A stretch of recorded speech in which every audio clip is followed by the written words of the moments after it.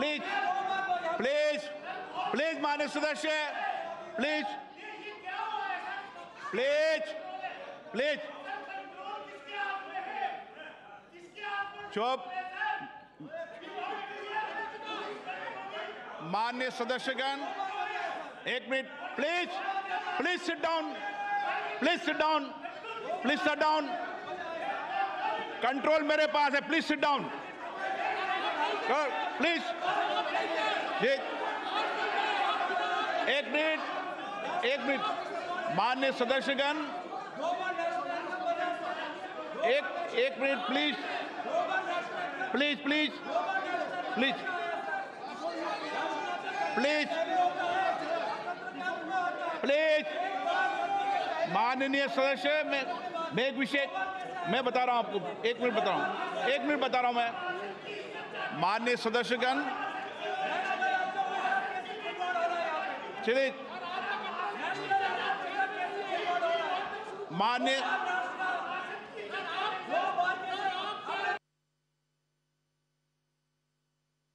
जो एक minute please please please please, हाँ प्लीज प्लीज बैठो, व्यवस्था दे रहा हूं, प्लीज बैठो, व्यवस्था दे रहा हूं मैं, प्लीज प्लीज बैठिए, व्यवस्था दे रहा हूं, please.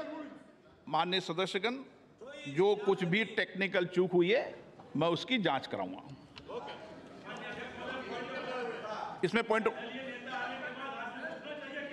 Okay, please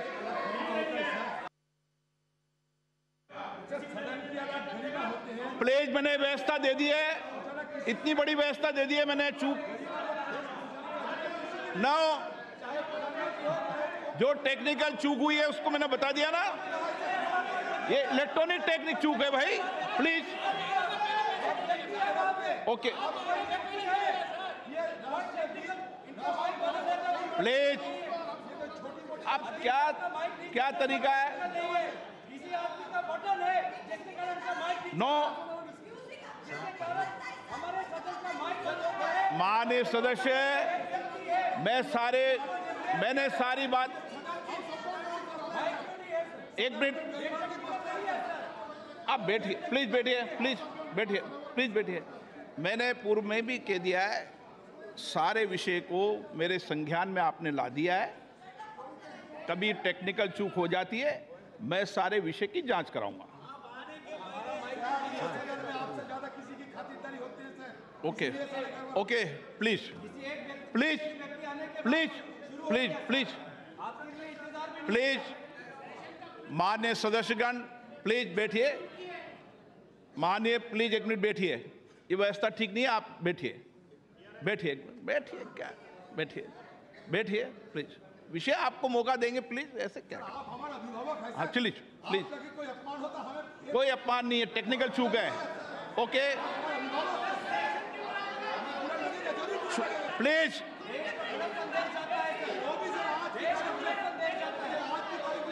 please please. आप सदन के नेता ऐसे मत करिए, मैंने इतनी व्यवस्था दे दी, प्लीज प्लीज प्लीज। माननीय सदस्यगण, नई दिल्ली में G20 शिखर सम्मेलन के सफल आयोजन के लिए पूरे देश को बधाई देते हुए मुझे बेहद खुशी है भरी। इस आयोजन की सफलता ने प्रत्येक भारतीय को गर्व से भर दिया है। इसने वैश्विक स्तर पर देश की नेतृत्व की क्षमता को एक नया आयाम दिया है। मैं इस आयोजन को आम जनों का आयोजन बना देने की माननीय प्रधानमंत्री जी के विजन की सराहना करता हूं। भारत के सभी राज्यों और केंद्र शासित प्रदेशों के 60 शहरों में 200 से अधिक बैठकें हुई है, जो अभूतपूर्व है। दुनिया भर से आए 42 प्रतिनिधि मंडलों के साथ G20 नई दिल्ली लीडर समिट अपने आकार, भव्यता और प्रभाव में अभूतपूर्व था। इससे विश्व को भारत की विविधता लोकतांत्रिक शक्ति और प्रतिभा को देखने का अवसर मिला है। भारत की G20 की अध्यक्षता समावेशी, आकांक्षी, कार्य उन्मुख, निर्णायक और जन केंद्रित रही है। G20 नेताओं के शिखर सम्मेलन में लिए गए निर्णय परिवर्तनकारी हैं और ये आने वाले दशकों में वैश्विक व्यवस्था को नया रूप देने में सहायक होंगे।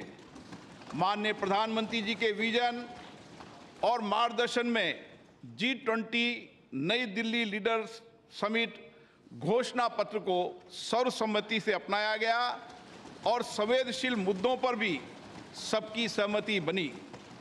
विश्व स्तर पर यह स्वीकार किया गया है कि भारत के नेतृत्व एवं सक्रिय प्रयासों के कारण वैश्विक उत्तर दक्षिण के बीच दूरी के पाटने और पूर्व पश्चिम ध्रुवीकरण को नियंत्रित करने में सफलता मिली है। ये विश्व में भारत के ऊंचे कद और बढ़ती प्रतिष्ठा तथा इस सरकार द्वारा पिछले 9 वर्षों में किए गए कार्यों को दर्शाता है।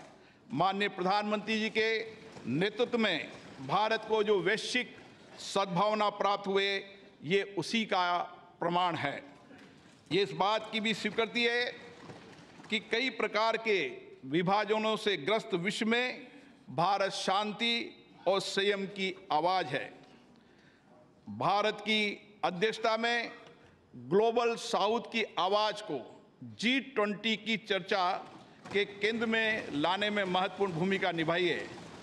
अपनी अध्यक्षता की शुरुआत में भारत ने जनवरी 2023 में Voice of the Global South शिखर सम्मेलन की मेजबानी की, जिसमें 125 देशों के नेतृत्व ने भाग लिया। ग्लोबल साउथ के देशों की प्राथमिकताओं और अपेक्षाओं को G20 एजेंडे में शामिल किया गया। शिखर सम्मेलन की घोषणा में निर्धनता उन्मूलन, जलवायु वित्त, ऋण संबंधी समस्याओं से निपटने, खाद्य सुरक्षा, स्वास्थ्य सुरक्षा, डिजिटल बुनियादी ढांचे के विकास सहित विकासशील देशों के हितों से संबंधित विषयों को प्रमुखता दी गई। माननीय प्रधानमंत्री जी की पहल के कारण अफ्रीकी संघ को G20 के स्थायी सदस्य के रूप में स्वीकार करने का ऐतिहासिक निर्णय लिया गया। विश्व के शीर्ष नेतृत्व को राजघाट पर राष्ट्रपिता महात्मा गांधी को सम्मान देते देखना एक अद्भुत दृश्य था। उन सभी ने महात्मा गांधी द्वारा प्रतिपादित शांति और अहिंसा के सार्वभौमिक विचार और वर्तमान समय में इसकी प्रासंगिकता को स्वीकार किया गया। माननीय प्रधानमंत्री जी ने संयुक्त अंतर्राष्ट्रीय संस्थानों में सुधार करने, उसमें समय के अनुसार बदलाव लाने का पुरजोर समर्थन किया।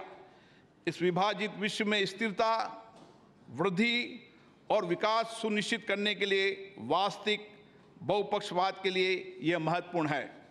माननीय सदस्यगण, G20 का दृष्टिकोण अर्थ केंद्रित न होकर अब व्यापक रूप से मानव केंद्रित हो गया है।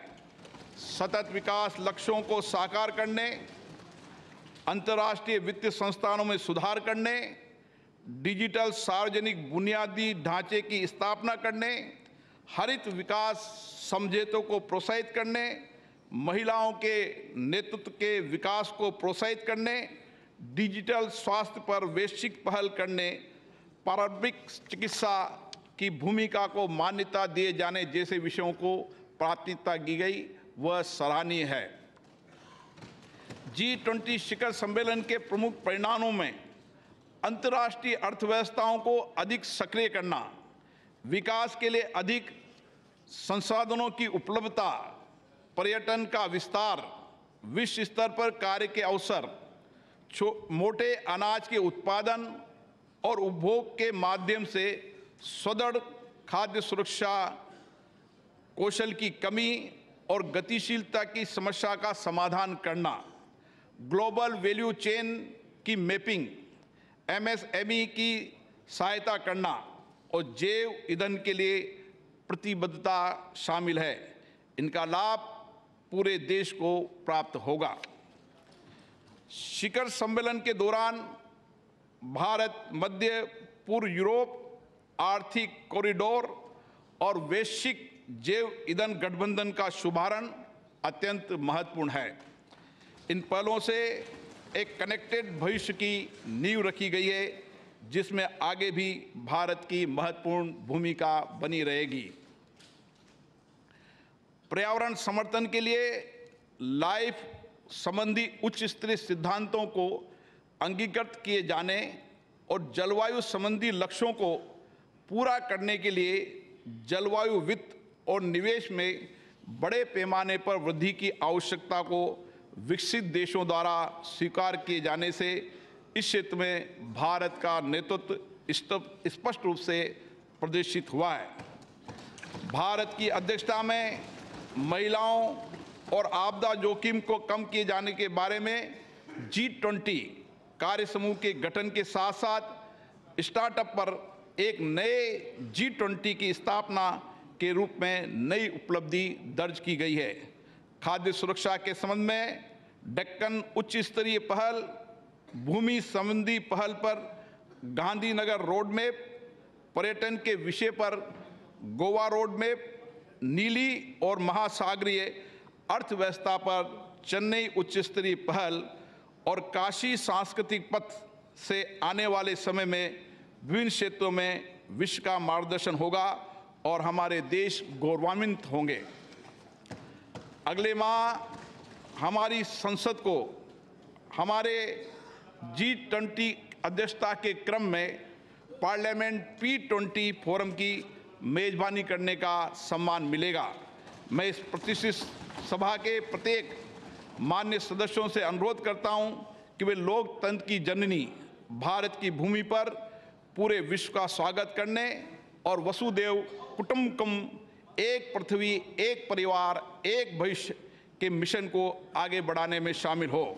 मुझे विश्वास है ये सभा इस ऐतिहासिक उपलब्धि पर माननीय प्रधानमंत्री जी के नेतृत्व की सराहना करने, भारत के लोगों को उत्साह बढ़ाने और सभी संगठनों और व्यक्तियों के योगदान को सराहना करने में मेरा साथ देगी। श्री सुनील कुमार सिंह,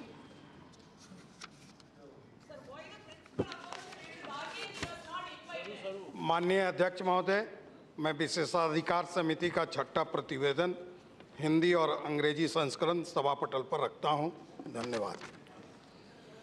माननीय सदस्यगण, हमारा ये संसद भवन स्वतंत्रता प्राप्ति की ऐतिहासिक घड़ी से लेकर भारत के संविधान निर्माण की संपूर्ण प्रक्रिया और इसके साथ ही हमारे आधुनिक राष्ट्र की गौरवशाली लोकतांत्रिक यात्रा का साक्षी रहा है। स्वतंत्र भारत की प्रथम लोकसभा के अध्यक्ष श्री गणेश वासुदेव मावलंकर जी ने 15 मई 1952 को अपना पदभार ग्रहण किया था।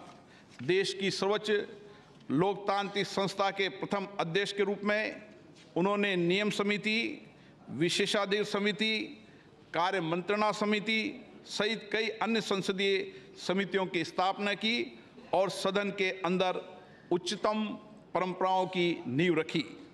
इस सदन में अभी तक मेरे पूर्व 16 माननीय सदस्य अध्यक्ष सदन के आसन पर विराजमान हुए और उन सभी ने श्रेष्ठ परंपराएं स्थापित की है। माननीय सदस्यगण, इस कक्ष के माध्यम से अब तक 15 माननीय प्रधानमंत्रियों का नेतृत्व प्राप्त हुआ। उन सभी ने अपने विचारों और कार्यों से देश की दशा और दिशा तय की है। माननीय सदस्यगण, ये सदन संवाद संस्कृति का जीवंत प्रतीक रहा है। विभिन्न दलों के बीच सहमति असहमति के बीच पिछले 75 वर्षों में देश हित में सामूहिकता से निर्णय लिए गए।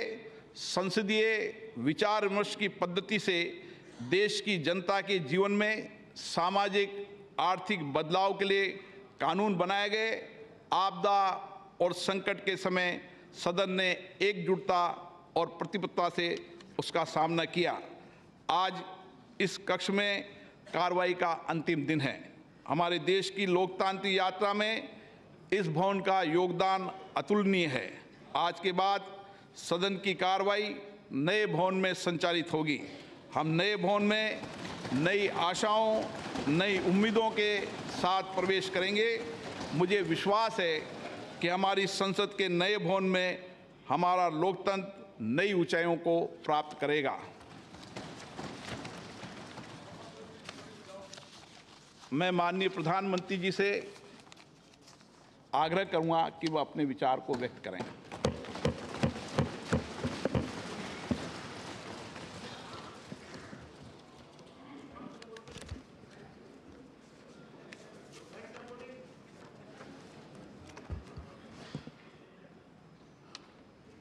माननीय अध्यक्ष जी,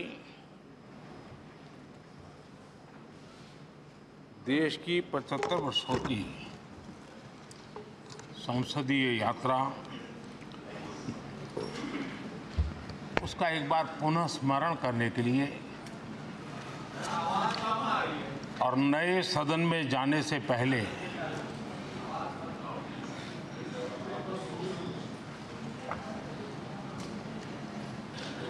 उन प्रेरक पड़ाव को,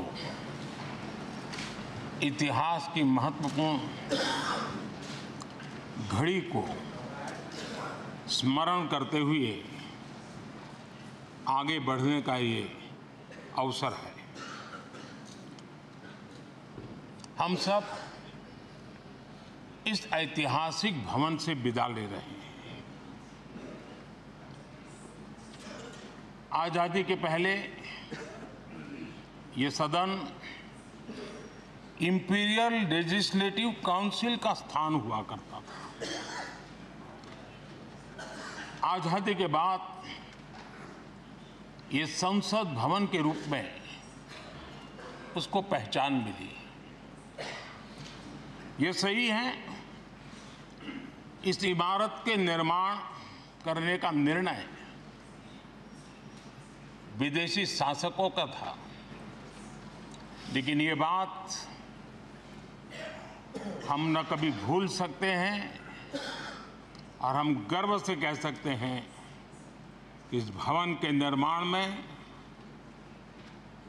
पसीना मेरे देशवासियों का लगा था, परिश्रम मेरे देशवासियों का लगा था और पैसे भी मेरे देश के लोगों के।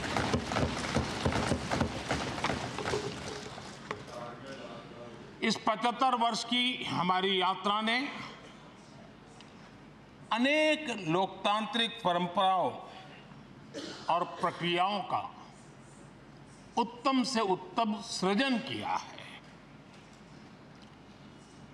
और इस सदन में रहे हुए सबने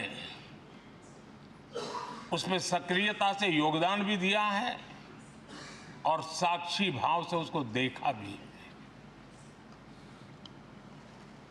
हम भले नए भवन में जाएंगे, लेकिन पुराना भवन भी, ये भवन भी आने वाली पीढ़ियों को हमेशा हमेशा प्रेरणा देता रहेगा।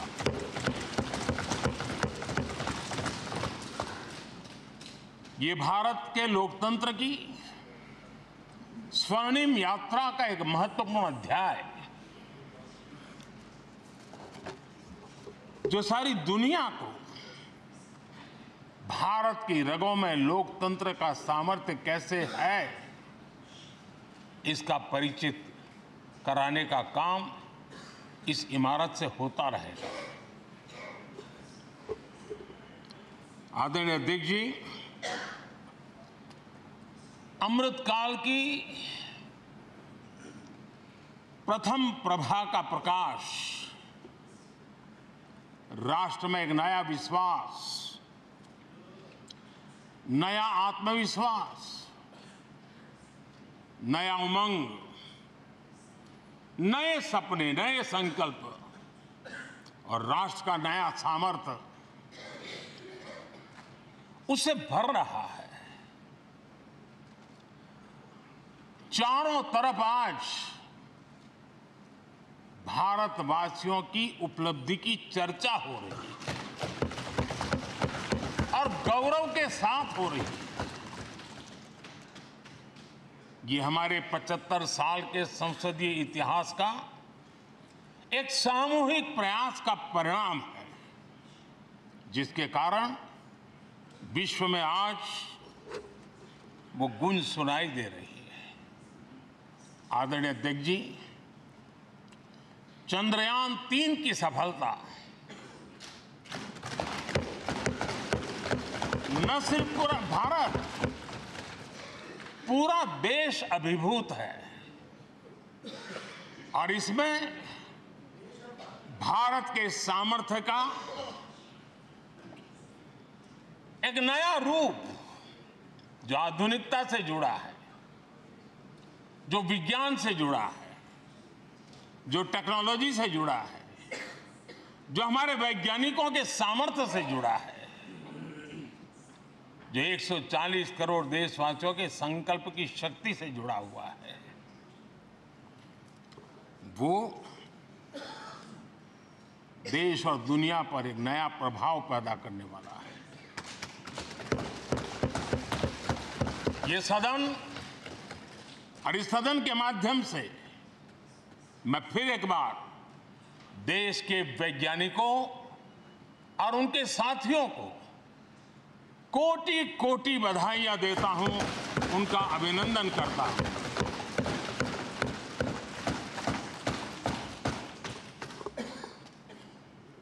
आदरणीय अध्यक्ष जी, ये सदन ने भूतकाल में जब नेम की समिट हुई थी, सर्वसम्मति से प्रस्ताव पारित करके देश के इस प्रयास को सराहा था।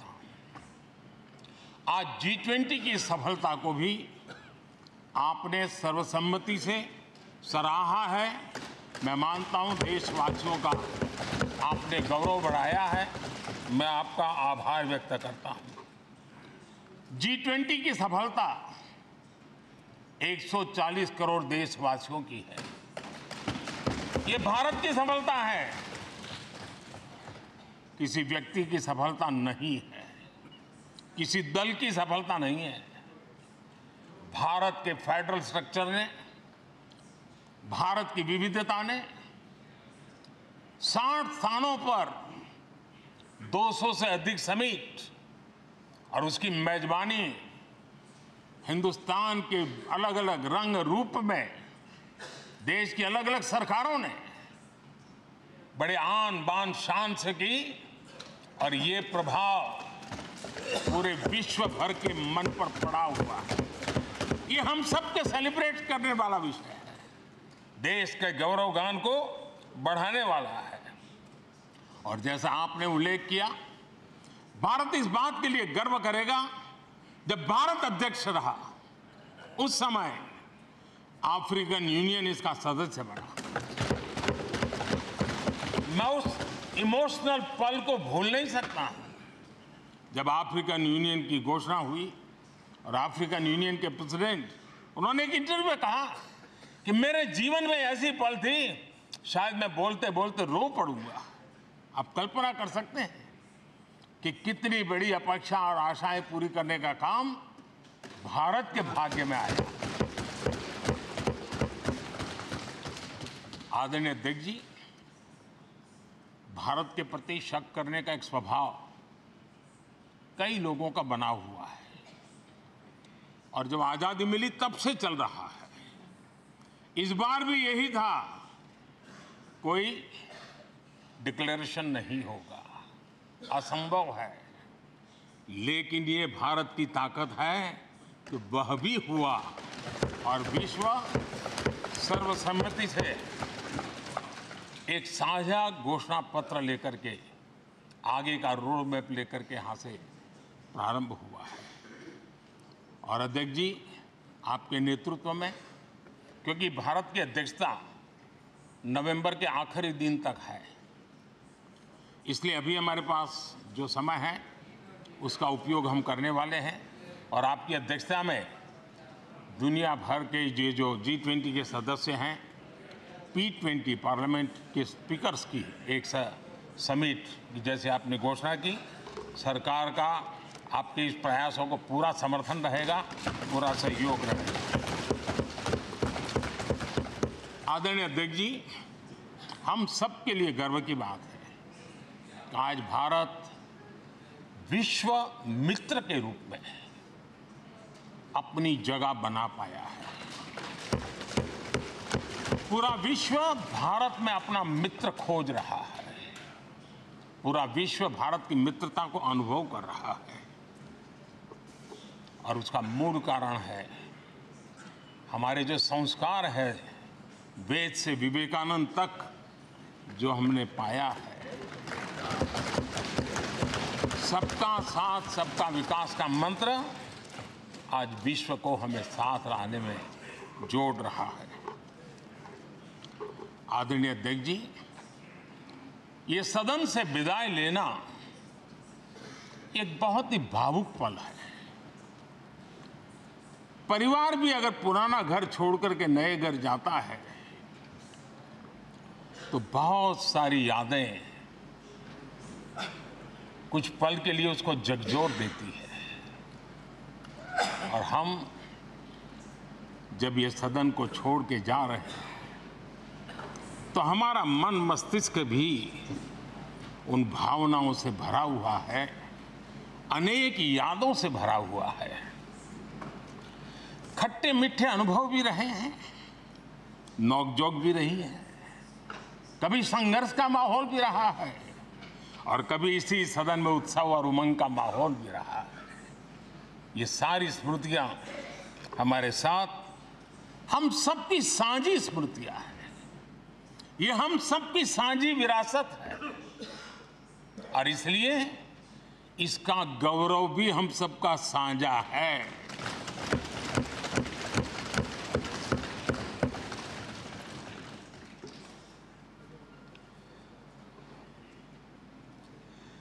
आजाद भारत के नवनिर्माण से जुड़ी हुई अनेक घटनाएं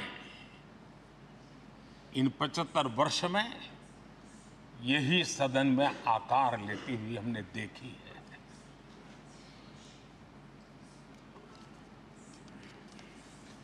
आज हम जब इस सदन को छोड़ करके नए सदन की ओर प्रस्थान करने वाले हैं,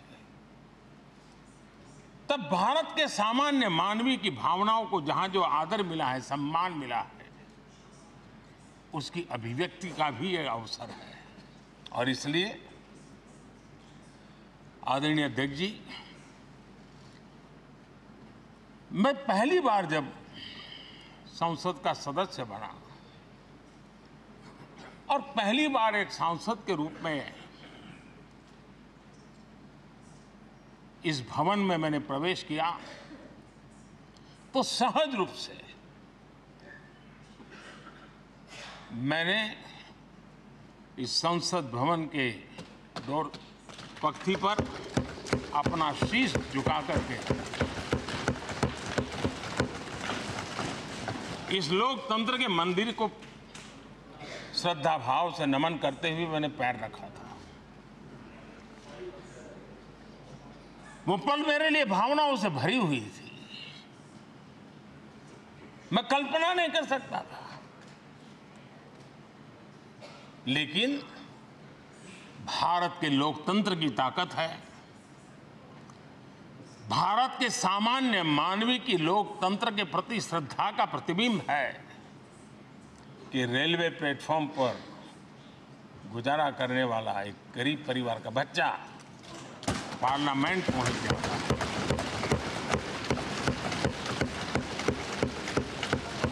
मैंने कभी कल्पना तक नहीं की थी कि देश मुझे इतना सम्मान देगा, इतना आशीर्वाद देगा, इतना प्यार देगा। सोचा नहीं था अध्यक्ष जी। आदरणीय अध्यक्ष जी, हम में से बहुत लोग हैं जो संसद भवन के अंदर जो चीज़ें लिखी गई उसको पढ़ते भी रहते हैं कभी कभी उसका उल्लेख भी करते हैं। हमारे यहाँ संसद भवन के प्रवेश द्वार पर एक छांदोग्य उपनिषद का एक वाक्य है, लोक द्वारम करके पूरा वाक्य है। उसका मतलब ये होता है कि जनता के लिए दरवाजे खोलिए और देखिए कि कैसे वो अपने अधिकारों को प्राप्त करती है। हमारे ऋषि मुनियों ने ये लिखा हुआ, हमारे प्रवेश द्वार पर लिखा हुआ है। हम सब और हमारे पहले जो यहाँ रहे हैं वो भी इस सत्यता के साक्षी है। आदरणीय अध्यक्ष जी, समय रहते जैसे जैसे वक्त बदलता गया, यह हमारे सदन की संरचना भी निरंतर बदलती रही है और अधिक समावेशी बनती गई है। समाज के हर वर्ग का प्रतिनिधि विविधताओं से भरा हुआ इस सदन में नजर आता है। अनेक भाषाएं हैं, अनेक बोलियां हैं, अनेक पहरवेश हैं, अनेक खान-पान है। सदन के अंदर सब कुछ है और समाज के सभी तबके के लोग, चाहे वो सामाजिक रचना के हो, चाहे आर्थिक रचना के हो, चाहे गांव या शहर के हो, एक प्रकार से पूर्ण रूप से समावेशी वातावरण सदन में पूरी ताकत के साथ जन सामान्य की इच्छा आकांक्षाओं को प्रकट करता रहा है। दलित हो, पीड़ित हो, आदिवासी हो, पिछड़े हो, महिलाएं हो, हर एक का धीरे धीरे धीरे योगदान बढ़ता चला गया है। आदरणीय अध्यक्ष जी, प्रारंभ में महिलाओं की सदस्य संख्या कम थी, लेकिन धीरे धीरे माताओं बहनों ने भी इस सदन की गरिमा को बढ़ाया है। इस सदन के गरिमा में बहुत बड़ा बदलाव लाने में उनका योगदान रहा है। आदरणीय अध्यक्ष जी, प्रारंभ से अब तक एक मोटा हिसाब लगाता था, करीब 7,500 से अधिक जनप्रतिनिधि दोनों सदनों में मिलाकर के योगदान दे चुके हैं। इतने सालों में 7,500 से करीब ज्यादा। इस कालखंड में करीब 600 महिला सांसदों ने भी इस सदन की गरिमा को बढ़ाया है, दोनों सदन की। और आदरणीय अध्यक्ष जी, आप जानते हैं कि सदन में आदरणीय इंद्रजीत गुप्ता जी 43 ईयर, अगर मेरी गलती नहीं हो तो 43 ईयर इस सदन में लंबा समय बैठ करके इस सदन के साक्षी बनने का उनको सौभाग्य मिला। और यही सदन है आदरणीय अध्यक्ष जी, जहां शकीकुर रहमान जी 93 की एज में भी सदन में अपना योगदान देते रहे, जबकि उनकी उम्र 93। और आदरणीय अध्यक्ष जी, ये भारत के लोकतंत्र की ताकत है कि 25 साल की उम्र की चंद्रमणि मुर्मू इस सदन की सदस्य बनी थी। सिर्फ 25 साल की उम्र की, सबसे छोटी उम्र की सदस्य बनी थी। आदरणीय अध्यक्ष महोदय, वाद विवाद, कटाक्ष, ये सब कुछ हम सब ने अनुभव किया है, हम सब ने इनिशिएट भी किया है, कोई बाकी नहीं है। लेकिन उसके बावजूद भी शायद जो परिवार भाव हम लोगों के बीच में रहा है, हमारे पहले की पीढ़ियों में भी रहा है, जो लोग प्रचार माध्यमों से हमारे यहाँ का रूप देखते हैं और बाहर निकलते ही हमारा जो अपनापन होता है, परिवार भाव होता है, वो एक अलग ही ऊंचाई पर ले जाता है। और ये भी इस सदन की ताकत है। एक परिवार भाव, और उसके साथ साथ हम कभी कड़वाहट पाल करके नहीं जाते हैं। हम उसी प्यार से सदन छोड़ने के कई वर्षों के बाद भी मिल जाए तो भी उस प्यार को कभी भूलते नहीं है, उस स्नेह भरे याद दिनों को भूलते नहीं है। वो मैं अनुभव कर सकता हूं। आदरणीय अध्यक्ष जी, हमारे पहले भी और वर्तमान भी हमने कई बार देखा है कि अनेक संकटों के बावजूद भी, अनेक असुविधाओं के बावजूद भी सांसद सदन में आए हैं और उन्होंने शारीरिक पीड़ा भी असह्य हो तो भी सदन में एक सांसद के रूप में, जनप्रतिनिधि के रूप में अपना कर्तव्य निभाया है। ऐसी अनेक घटनाएं आज हमारे सामने हैं। गंभीर गंभीर बीमारियों के बावजूद भी कोई व्हीलचेयर में आना पड़ा, किसी को डॉक्टरों को बाहर खड़े रख करके अंदर आना पड़ता था, लेकिन सभी सांसदों ने कभी न कभी इस प्रकार से अपनी भूमिका निभाई। कोरोना काल हमारे सामने उदाहरण है। हर परिवार में रहता था कहीं बाहर जाए तो मौत को बुलावा न दे दे, उसके बावजूद भी हमारे माननीय सांसद दोनों सदन में कोरोना काल के इस संकट की घड़ी में भी सदन में आए, अपना कर्तव्य निभाया। हमने राष्ट्र का काम रुकने नहीं दिया। आवश्यकता पड़ी, डिस्टेंस रखना भी था और बार बार टेस्टिंग भी करना पड़ता था। सदन में आते थे लेकिन मास्क पहनना पड़ता था। बैठने की रचना भी अलग अलग की, समय भी बदले गए। हर चीज के साथ राष्ट्र का काम रुकना नहीं चाहिए, इस भाव से सभी सदस्यों ने इस सदन को अपने कर्तव्य का महत्वपूर्ण अंग माना, संसद को चलाए रखा। और मैंने देखा है कि इस सदन से इतना लगाव लोगों का रहता है कि पहले कभी हम देखते थे कोई 30 साल पहले सांसद रहा होगा, कोई 35 साल पहले रहा होगा, लेकिन वो सेंट्रल हॉल तो जरूर आएगा। जैसे मंदिर जाने की आदत होती है वैसे उनको सदन में आने की आदत है। इस जगह का लगाव बन जाता है, एक आत्मीय भाव से जुड़ाव हो जाता है।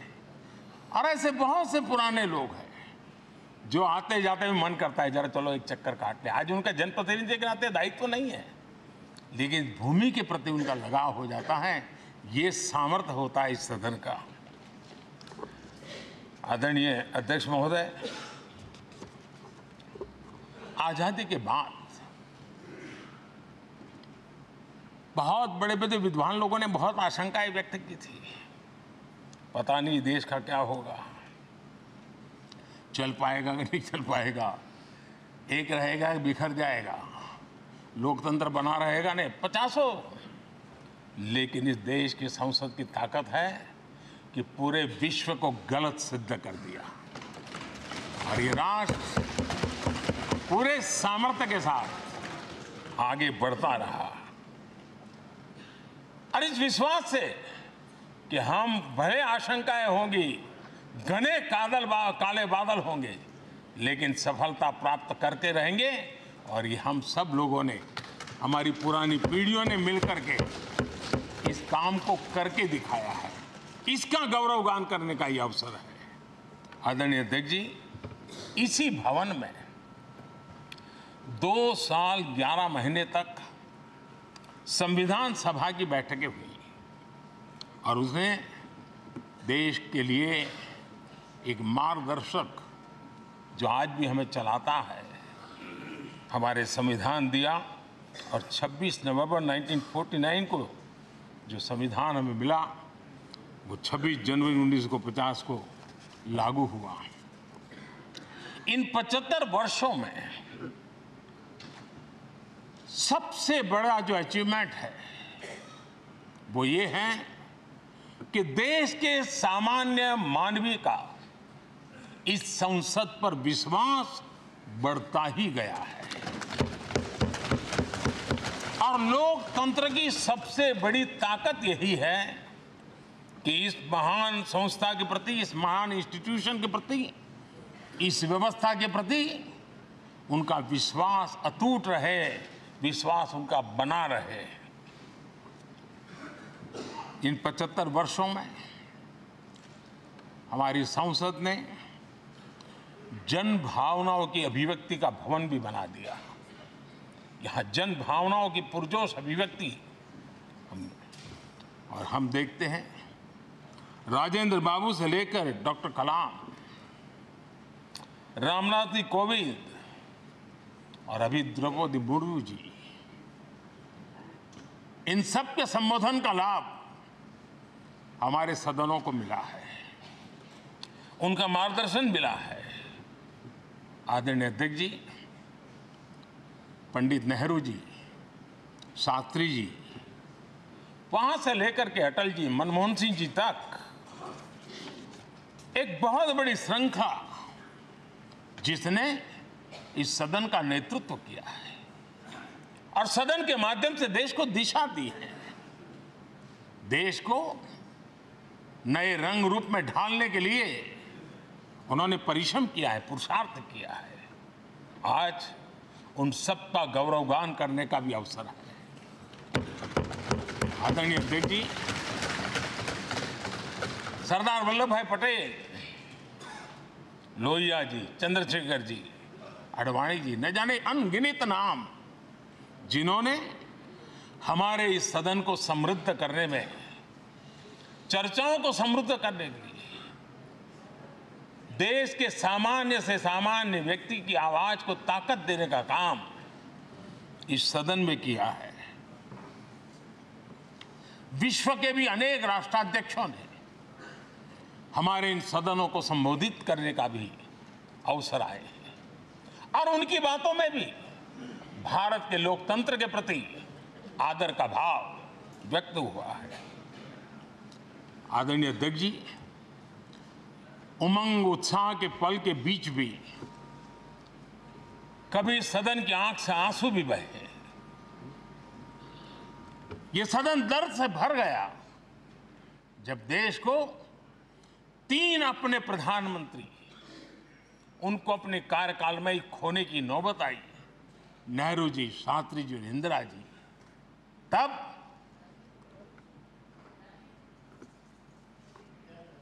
ये सदन अश्रुभीनी आंखों से उन्हें विदाई दे रहा था। आदरणीय अध्यक्ष जी, अनेक चुनौतियों के बावजूद भी हर स्पीकर ने, हर सभापति ने बेहतरीन तरीके से दोनों सदनों को सुचारू रूप से चलाया है और अपने कार्यकाल में उन्होंने जो निर्णय किए, वो निर्णय मावलंकर जी से काल से शुरू हुए हो या सुमित्रा जी के कालखंड के हो या बिरला जी के, आज भी उन निर्णयों को रेफरेंस पॉइंट माना जाता है। ये काम हमारे करीब 17 स्पीकर और उसमें 2 हमारी महिला स्पीकर ने भी, और मावलंकर जी से लेकर के सुमित्रा ताई तक और बिरला जी का मार्गदर्शन आज भी हमें मिल रहा है। हर एक ने अपनी अपनी शैली रही है, लेकिन उन्होंने सबको साथ लेकर के नियमों कानूनों के बंधन में इस सदन को हमेशा ऊर्जावान बनाए रखा है। मैं आज उन सभी स्पीकर महोदय को भी आज वंदन करता हूं, अभिनंदन करता हूं। आदरणीय अध्यक्ष जी, ये सही है कि हम जनप्रतिनिधि अपनी अपनी भूमिका निभाते हैं, लेकिन सातत्यपूर्ण तरीके से हमारे बीच जो ये टोली बैठती है, उनकी भी कई पीढ़ियां बदल गई है। कभी कागज लेके दौड़ के आते हैं, उनका भी योगदान कम नहीं है।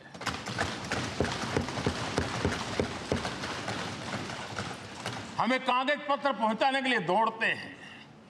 सदन में कोई गलती ना हो जाए, उसके निर्णय में कोई गलत ना हो जाए, उसके लिए वो चौकन्ने रहते हैं।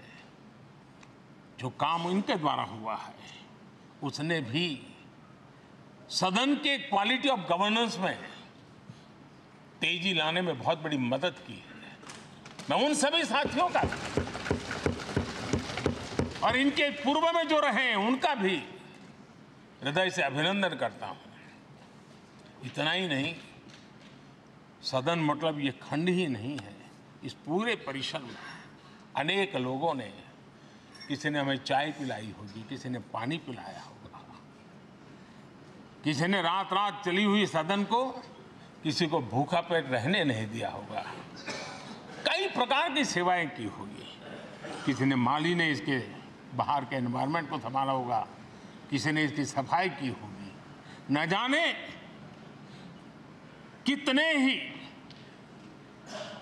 अनगिनत लोग होंगे जिन्होंने हम सब अच्छे ढंग से काम कर सके, और यहां जो काम हो वो काम देश को आगे बढ़ाने के लिए अधिक से अधिक तेजी से हो। उसके लिए जो माहौल बनाना, व्यवस्था बनाना, उसके लिए जिसने योगदान दिया है, मेरी तरफ से भी और इस सदन की तरफ से भी मैं उनका विशेष रूप से नमन करता हूं।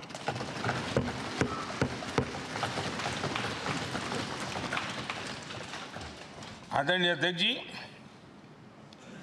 लोकतंत्र का एक सदन, आतंकी हमला हुआ, पूरे विश्व में यह आतंकी हमला एक इमारत पर नहीं था, ये मदर ऑफ डेमोक्रेसी एक प्रकार से हमारी जीवात्मा पर यह हमला था। ये देश उस घटना को कभी भूल नहीं सकता है, लेकिन आतंकियों से लड़ते लड़ते सदन को बचाने के लिए और हर सदस्य को बचाने के लिए जिन्होंने अपने सीने पर गोलियां झेली, आज मैं उनको भी नमन करता हूं। हमारे बीच नहीं है, लेकिन उन्होंने बहुत बड़ी रक्षा की है। आदरणीय अध्यक्ष जी, जब आज हम इस सदन को छोड़ रहे हैं, तब मैं उन पत्रकार मित्रों को भी याद करना चाहता हूं जिन्होंने जीवन में, कुछ लोग तो ऐसे हैं जिन्होंने पूरा जीवन अपने कार्यकाल में संसद के काम को ही उन्होंने रिपोर्ट किया है। एक प्रकार से वो जीवंत साक्षी रहे हैं। उन्होंने यहाँ की पल पल की जानकारी देश तक पहुंचाई, और तब तो ये सारा टेक्नोलॉजी अवेलेबल नहीं थी। तब वही लोग थे जो यहाँ की बात पहुंचाते थे, और उनका सामर्थ्य था वो अंदर की भी पहुंचाते थे और अंदर की भी पहुंचाते थे।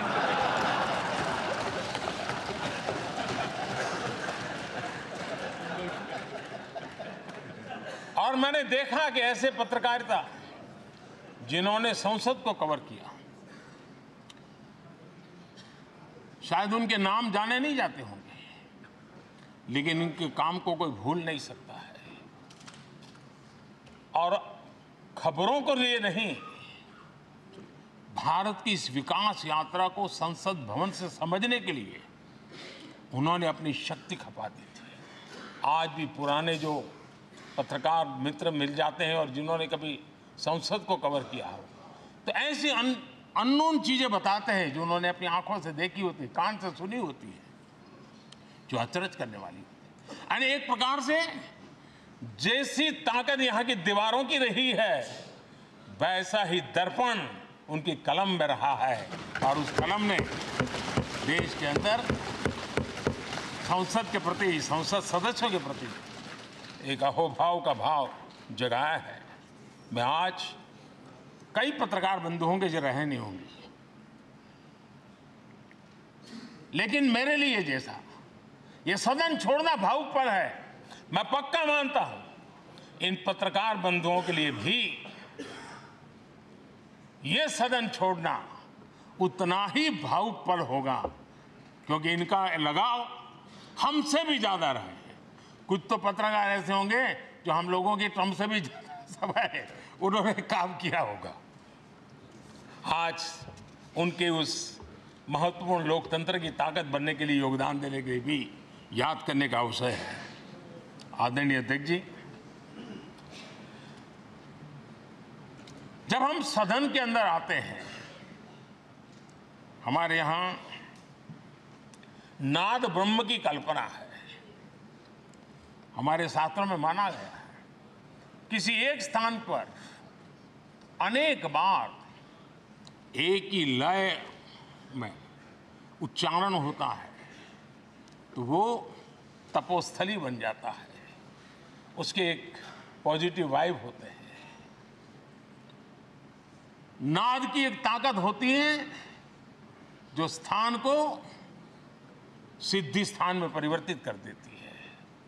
मैं मानता हूं ये सदन भी उस 7,500 जनप्रतिनिधियों के द्वारा बार बार जो शब्द गूंजे हैं, जो वाणी यहां गूंजी है, उसने इस सदन में हम बैठकर आगे चर्चा करें या ना करें, लेकिन इसकी गूंज इसे तीर्थ क्षेत्र बना देती है।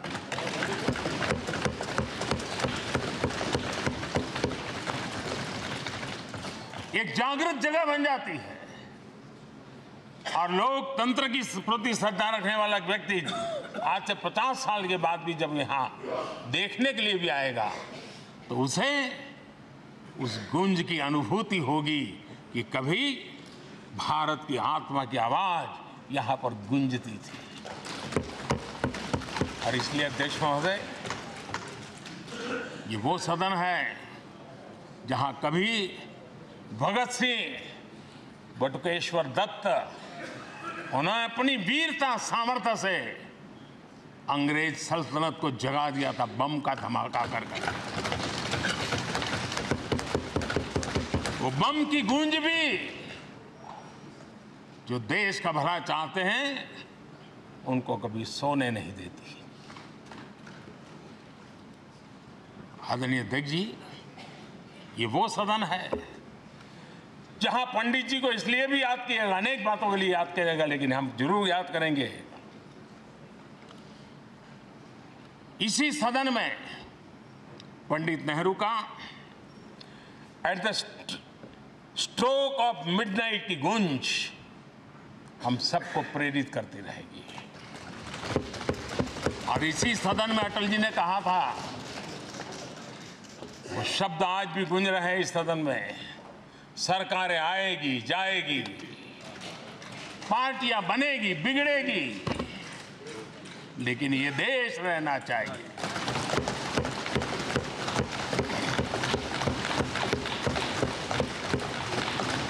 आदरणीय अध्यक्ष जी, पंडित नेहरू की जो प्रारंभिक मंत्री परिषद थी, बाबा साहब आम्बेडकर जी एक मंत्री के रूप में दुनिया की बेस्ट प्रैक्टिसेस भारत में लाने पर बहुत जोर दिया करते थे। फैक्ट्री कानून में अंतर्राष्ट्रीय सुझावों को शामिल करने पर बाबा साहब सर्वाधिक आग्रही रहे थे और उसका परिणाम आज देश को लाभ मिल रहा है। बाबा साहब आम्बेडकर ने देश को नेहरू जी की सरकार में वाटर पॉलिसी दी थी और उस वाटर पॉलिसी बनाने में बाबा साहब आम्बेडकर की बहुत बड़ी भूमिका रही थी। आदरणीय अध्यक्ष जी, हम ये जानते हैं कि भारत में बाबा साहब आम्बेडकर एक बात हमेशा कहते थे कि भारत में सामाजिक न्याय के लिए भारत का औद्योगिकरण होना बहुत जरूरी है, क्योंकि देश के दलित पिछड़ों के पास जमीन ही नहीं है, वो क्या करेगा? औद्योगिकरण होना चाहिए। और बाबा साहब इस बात को मान करके डॉक्टर श्यामा प्रसाद मुखर्जी जो पंडित नेहरू के मंत्री थे, उन्होंने इस देश में और पहले वाणिज्य मंत्री के रूप में और उद्योग मंत्री के रूप में उन्होंने इंडस्ट्री पॉलिसी इस देश में लाई थी। आज भी कितनी ही इंडस्ट्री पॉलिसी बने, लेकिन उसकी आत्मा वही होती है जो पहली सरकार के थी, और उनका भी बहुत बड़ा अहम योगदान रहा था। आदरणीय अध्यक्ष जी, लाल बहादुर शास्त्री जी ने 65 के युद्ध में हमारे देश के जवानों में का हौसला बुलंद करना, उनके सामर्थ्य के लिए को पूरी तरह राष्ट्र में झोंक देने की प्रेरणा इसी सदन में से दी थी लाल बहादुर शास्त्री का। और यहीं पर उन्होंने ग्रीन रिवॉल्यूशन के लिए एक मजबूत नींव लाल बहादुर शास्त्री जी ने रखी थी। आदरणीय अध्यक्ष जी, बांग्लादेश की मुक्ति का आंदोलन और उसका समर्थन भी इसी सदन ने इंदिरा गांधी के नेतृत्व में किया था। यही इसी सदन ने इमरजेंसी में लोकतंत्र पर होता हुआ हमला भी देखा था, और इसी सदन ने भारत के लोगों की ताकत को एहसास कराते हुए मजबूत लोकतंत्र की वापसी भी इसी सदन ने देखी थी। वो राष्ट्रीय संकल्प भी देखा था, ये सामर्थ्य भी देखा था। आदरणीय अध्यक्ष जी, ये सदन इस बात का हमेशा ऋणी रहेगा, क्योंकि इसी सदन में हमारे पूर्व प्रधानमंत्री चरण सिंह जी ने ग्रामीण मंत्रालय का गठन किया था, रूरल डेवलपमेंट मिनिस्ट्री। इसी सदन में मतदान की उम्र 21 से 18 करने का निर्णय हुआ था, और देश की युवा पीढ़ी को इसका योगदान देने के लिए प्रेरित किया गया, उत्साहित किया गया था। हमारे देश ने गठबंधनों की सरकारें देखी, वीपी सिंह जी हो, चंद्रशेखर जी, और बाद में एक सिलसिला चला। लंबे अरसे से एक दिशा में देश जा रहा था, आर्थिक नीतियों के बोझ तले देश दबा हुआ था, लेकिन नरसिम्हा राव की सरकार थी जिन्होंने हिम्मत के साथ पुरानी आर्थिक नीतियों को छोड़ करके नई राह पकड़ने का फैसला किया था, जिसके आज देश को परिणाम मिल रहे हैं। अटल बिहारी वाजपेयी जी का सरकार भी हमने इसी सदन ने देखी। सर्व शिक्षा अभियान देश में आज वो महत्वपूर्ण बन गया है। आदिवासी कार्यालय मंत्रालय अटल जी ने बनाया, नॉर्थ ईस्ट का मंत्रालय अटल जी ने बनाया। न्यूक्लियर टेस्ट भारत के सामर्थ्य का परिचायक बन गया। और इसी सदन में मनमोहन जी की सरकार कैश फॉर वोट को भी, उस कांड को भी सदन ने देखा है। आदरणीय अध्यक्ष जी, सबका साथ सबका विकास का मंत्र, अनेक ऐतिहासिक निर्णय, दशकों से लंबित विषय, उनका स्थायी समाधान भी इसी सदन में हुआ। आर्टिकल 370, ये सदन हमेशा हमेशा गर्व के साथ कहेगा, इस सदन के कारण one nation one tax, GST का निर्णय भी इसी सदन ने किया। One rank one pension, OROP, ये भी इसी सदन ने देखा।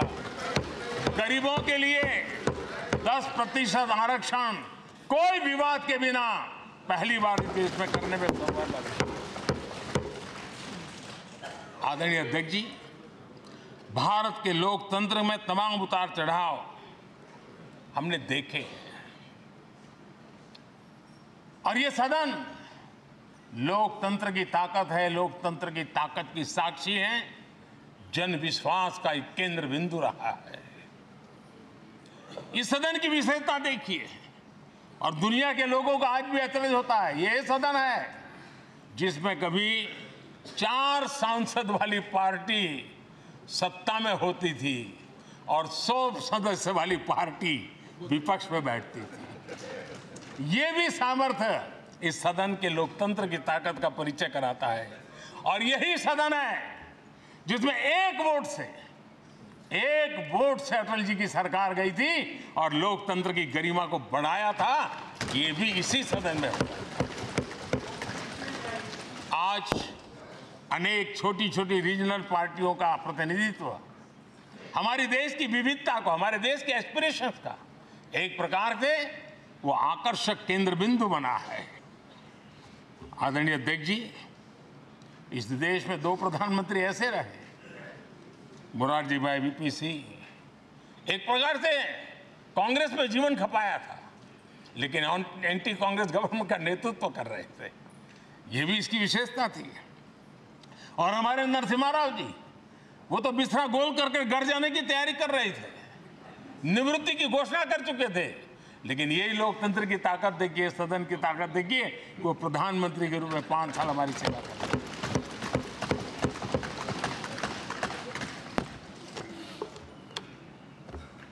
आदरणीय अध्यक्ष जी, सबकी सहमति से कठिन कार्य होते हुए हमने देखे हैं। 2000 की साल थी, अटल जी की सरकार थी। इसी सदन ने 3 राज्यों का गठन सर्व स्वीकृति से किया और बड़े उमंग उत्साह से किया। जब छत्तीसगढ़ की रचना हुई तो उत्सव छत्तीसगढ़ ने भी मनाया, उत्सव मध्य प्रदेश ने भी मनाया। जब उत्तराखंड की रचना हुई तो उत्सव उत्तराखंड ने भी मनाया, उत्सव उत्तर प्रदेश ने भी मनाया। जब झारखंड की रचना हुई तो उत्सव झारखंड ने भी मनाया, उत्सव बिहार ने भी बताया। ये हमारे सदन का सामर्थ्य, सब सहमति का वातावरण बना करके। लेकिन कुछ कड़वी यादें वो भी हैं कि तेलंगाना के हक को दबोचने के लिए भारी प्रयास हुए, खून की नदियां भी बही, और बनने के बाद न तेलंगाना उत्सव मना पाया, न आंध्र उत्सव मना पाया। एक कटुता के बीज बो दिए गए। अच्छा होता उसी उमंग और उत्साह के साथ हम तेलंगाना का निर्माण करते तो एक नई ऊंचाई पर आज तेलंगाना पहुंच चुका होता। आदरणीय अध्यक्ष जी, संविधान सभा ने, आदरणीय अध्यक्ष जी, इस सदन की परंपरा रही है। संविधान सभा ने उस समय अपना दैनिक भत्ता 45 रुपये से कम करके 40 कर दिया था। उनको लगा हमें इसको कम करना चाहिए।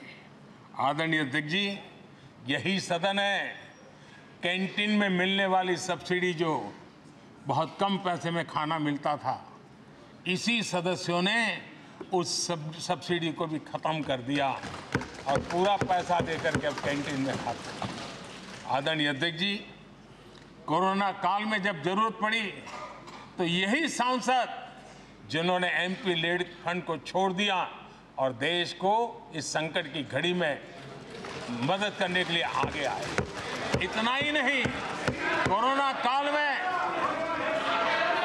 काल में इसी सदन के सांसदों ने अपने तनख्वाह में 30% कटौती की और उन्होंने देश के सामने आए हुए संकट में अपनी बहुत बड़ी जिम्मेवारी निभाई।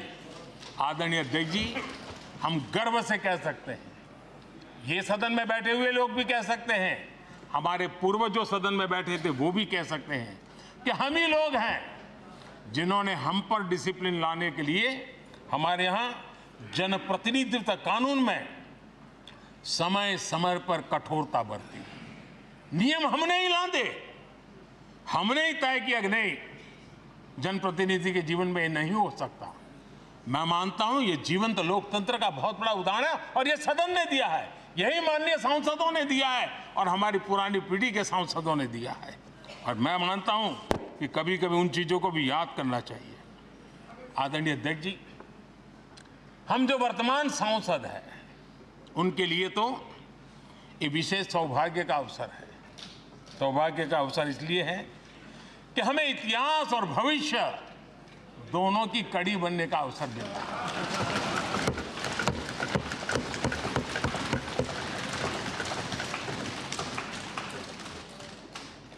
कल और आज से जुड़ने का हमें अवसर मिल रहा है और आने वाली कल निर्माण करने का एक नया विश्वास, नया उमंग, नए उत्साह के साथ हम यहां से विदाई लेने वाले हैं।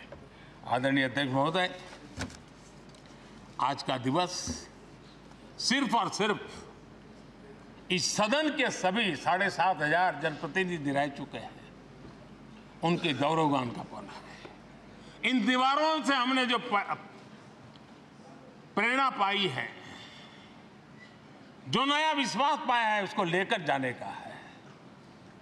बहुत सी बातें ऐसी थी जो सदन में हर किसी की ताली की हकदार थी, लेकिन शायद राजनीति उसमें भी आड़े आ रही है। नेहरू जी के योगदान का गौरवगान अगर इस सदन में होता है, कौन सदस्य होगा जिसको ताली बजाने का मन न करे। लेकिन उसके बावजूद